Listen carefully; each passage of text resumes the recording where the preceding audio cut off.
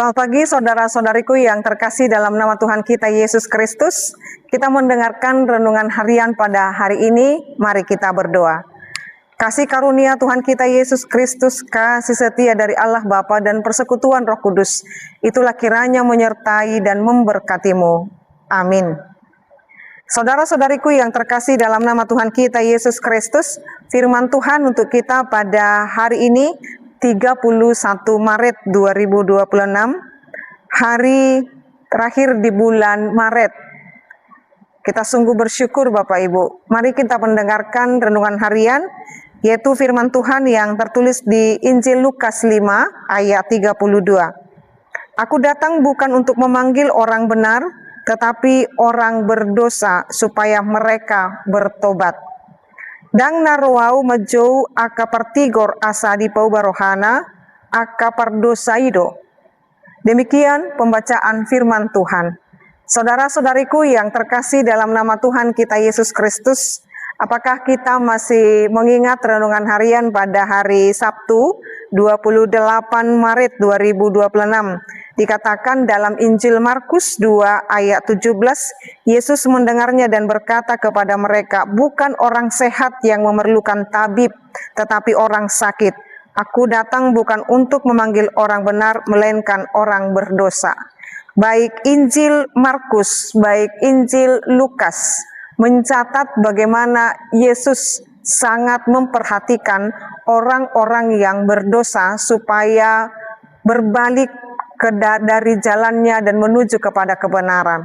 Kalau orang yang sudah benar, hidup berlaku setia di hadapan Tuhan, orang yang senantiasa dengar-dengaran akan firman Tuhan, tetaplah dia di dalam kebenaran firman Tuhan. Tetapi bagaimana orang-orang yang masih jauh daripada Tuhan? Maka dalam hal ini Yesus berkata, dia datang memanggil orang-orang berdosa supaya bertobat. Jikalau kita menyadari kita adalah orang yang berdosa, kita adalah orang-orang yang dipilih oleh Tuhan, kita adalah orang-orang yang Tuhan berkenan. Saat ini ketika kita datang dalam segala keberdosaan kita, itu merupakan anugerah dan kemurahan Tuhan.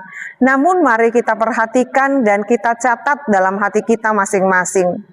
Kalau pemberitaan dalam Injil-Injil menjelaskan Yesus datang kepada orang berdosa, bukan berarti kita harus tetap tinggal di dalam dosa dan terus hidup di dalam dosa. Karena kita akan berkata anugerah itu kan selalu ada, maka aku melakukan dosa. Atau maka aku hidup di dalam kedagingan, pertobatan itu besok-besok saja. Jadi ketika kita berkata dan ketika kita mendengar firman Tuhan ini Yesus datang kepada orang yang berdosa, maka besok saja saya bertobat. Bukan begitu Bapak Ibu. Maka saat ini ketika firman Tuhan ini diperdengarkan kepada kita, ini saatnya kita bertobat. Ini saatnya kita mau dengar-dengaran akan firman Tuhan. Mengapa? Karena kita tidak tahu sampai kapan usia kita, waktu kita ada di dunia ini. Maka ketika ada kesempatan untuk hidup berkenan di hadapan Tuhan, ketika ada kesempatan merespon cinta kasih Tuhan dengan perbuatan yang dikehendaki oleh Tuhan, maka lakukanlah itu dengan segera. Jangan menunda-nunda pertobatan itu, jangan menunda-nunda datang. Maka dalam hal ini pengharapan yang dikerjakan oleh Tuhan Yesus kepada kita sebagai bukti menjadi jaminan bagi kita bahwa Tuhan berkenan atas setiap kita, atas masa lalu kita, atas setiap hal yang mungkin membuat kita berduka. Saat ini datanglah kepadanya, Tuhan berkenan atas setiap kehidupan kita dan senantiasa membaharui hidup kita berkenan di hadapan Tuhan. Amin, kita berdoa.